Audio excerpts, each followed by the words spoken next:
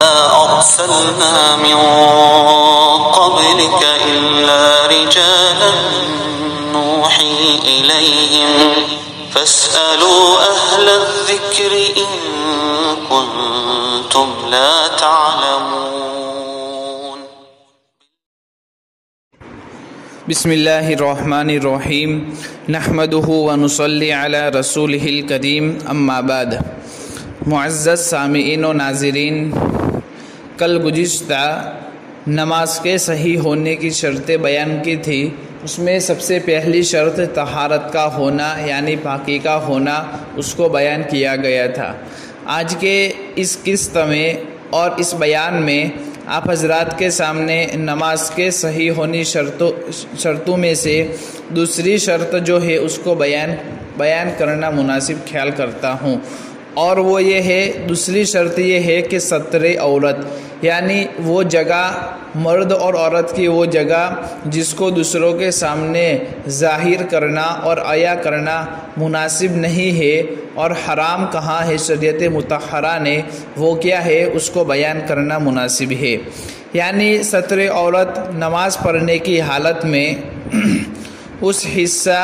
اس حصے جسم کو چھپانا فرض ہے جس کا ظاہر کرنا شرعاً حرام ہے، چاہے نماز پڑھنے والا کسی کے سامنے ہو یا نہ ہو. اگر کوئی شخص کسی تنہا مکان میں نماز پڑھتا ہو یا اسی طرح کسی اندھیرے مقام میں تو پھر بھی اس پر ستر عورت فرض ہے.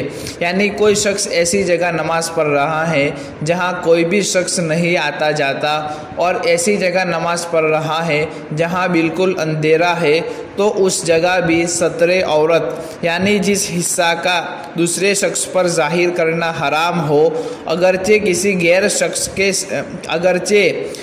غیر شخص کے دیکھنے کا خوف اور امکان نہ ہو، پھر بھی اس کو چھپانا ضروری ہے. ہاں، اپنی نظر سے اس کو چھپانا شرط نہیں ہے. اگر کسی کی نظر اپنے پوشیدہ جسم پر نماز پڑھنے کی حالت میں پڑ جائے تو کچھ حرج نہیں ہے. یہ بات بحر الرائق اور اسی طرح در مختار میں موجود ہے. اسی کے ماتحت ایک مسئلہ بھی سمجھ لیجئے، اور وہ یہ ہے کہ مرد کا سطر کتنا ہے اور عورت کا سطر کتنا ہے.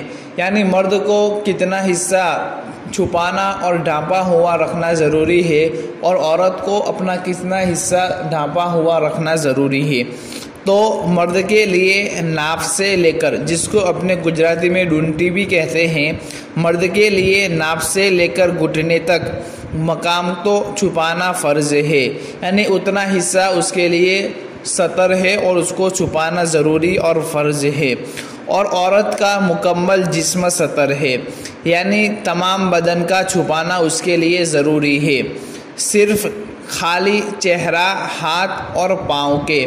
یعنی عورت اپنا چہرہ، ہاتھ اور پاؤں اس کو کھلا رکھ سکتی ہے، اور وہ بھی ضرورت کے پیش نظر. باقی مکمل جسم کا چھپانا ضروری ہے. اللہ تبارک و تعالی ہم کو سطر چھپانے کی توفیق عطا فرمائے اور اخلاص کے ساتھ نماز پڑھنے کی توفیق عطا فرمائے. آمین یا رب العالمین. السلام علیکم ورحمۃ اللہ وبرکاتہ.